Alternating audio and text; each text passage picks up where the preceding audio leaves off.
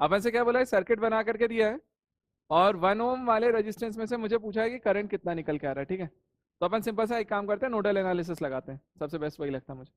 अपन ने P point पर जा करके एक वोल्टेज मान लिया वी, और हमने यहाँ से 3 करंट ले लिए बेटा, I1 इधर, I2 इधर और I3 इधर। यही करते थे, तीनों लिविंग करंट आप मान लो, है ना। फिर हम क्या लिखते थे, याद करो, I1 plus I2 plus I3 equals to 0, तीनों का सम। अब देखो इसका I1 की वैल्यू कितनी होगी, V जिस पर हम लिखते थे उसको इंपॉर्टेंस दे देते, तो V माइनस होगा, कौन सॉरी प्लस हो जाएगा क्योंकि नेगेटिव में एंटर कर रहा है करंट, तो V प्लस 6 अपॉन में इधर का रेजिस्टेंस कौन है 3, तो V प्लस 6/3 आया।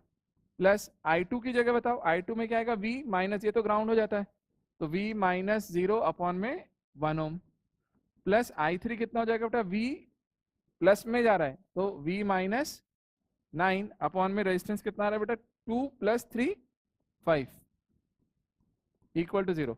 अपन एलसीएम यदि लें तो 15 का एलसीएम आ जाएगा, तो ये हो जाएगा 5V प्लस 30 प्लस ये हो जाएगा तुम्हारा 15V प्लस ये हो जाएगा 3V माइनस 9 3 27 इक्वल टू 0, ये उधर गया।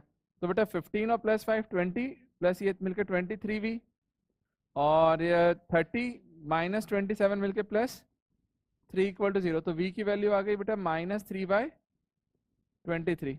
अब V इतना आया -3/23। अब अपन को क्या निकालना था, अपन को निकालना था करंट, और करंट हम किस में निकाल रहे हैं, I2 वाला 1 है उनमें से, तो V I इक्वल टू क्या होता है, यही ना V/1, तो I की वैल्यू कितनी आ जाएगी बेटा, V/1 मतलब -3/23। अब इसको अपन यदि सॉल्व करें तो ये आएगा बेटा माइनस 0 पॉइंट, तो 30 हो जाएगा तो 1 और 7 0 तो 3 टाइम्स 0.13 आया। अब देखो 0.13 आया, लेकिन अब बात क्या आई, देखो ध्यान से, वोल्टेज कैसा आ रहा है नेगेटिव, तो करंट भी कैसी आई नेगेटिव।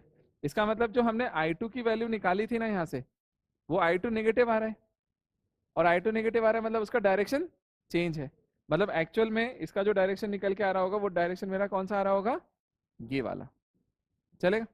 तो यदि ये I2 की डायरेक्शन है तो हम करंट को कितना लिखेंगे बताओ, 0.13 एम्पियर, और किधर जा रहा है, from Q to P, Q से P की तरफ, आया समझ।